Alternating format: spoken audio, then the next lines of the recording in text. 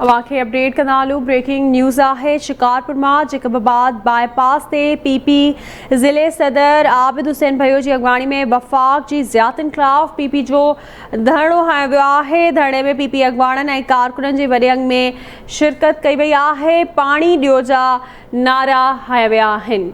अवांखे update कनालू breaking news है। शिकारपुर में Jacobabad bypass से पीपी ज़िले सदर आबिद हुसैन भयो की अगवानी में वफ़ाक़ की ज़ियादतियुनि ख़िलाफ़ पीपी जो धरणो हयो वियो है। धरणे में पीपी अगवाणनि ऐं कारकुननि की वॾे अंग में शिरकत कई वई है ऐं पानी ॾियो जा नारा हया विया आहिनि।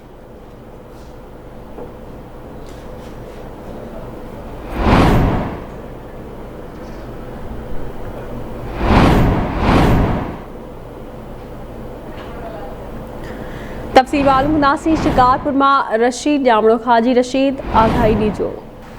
जी बिल्कुल, पाकिस्तान पीपल्स पार्टी के MNA ऐं पीपी के ज़िले सदर मीर आबिद खान भयो ऐं पाकिस्तान पीपल्स पार्टी ज़िले के जनरल सेक्रेटरी ज़ुल्फ़िकार कमाल की अगवानी में सिंध में पानी के घोट खिलाफ़ एहतजाजी मुज़ाहिरो जारी है।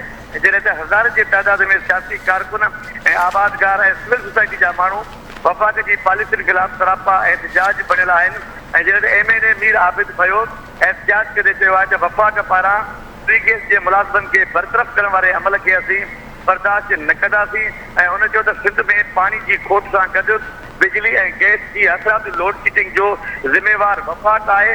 ऐं जॾहिं धरणो मुसलसल 2 कलाक लगातार जारी रहंदो ऐं जकबाबाद ऐं शिकारपुर रोड ते हिन वक़्तु सवनि जे तादाद में जेके गाॾियूं जमा थियूं आहिनि ऐं जेके जियारनि पारां जीए फुटो जा नारा लॻंदा रहंदा। जी मेहरबानी मुंहिंजी अपडेट करण लाइ।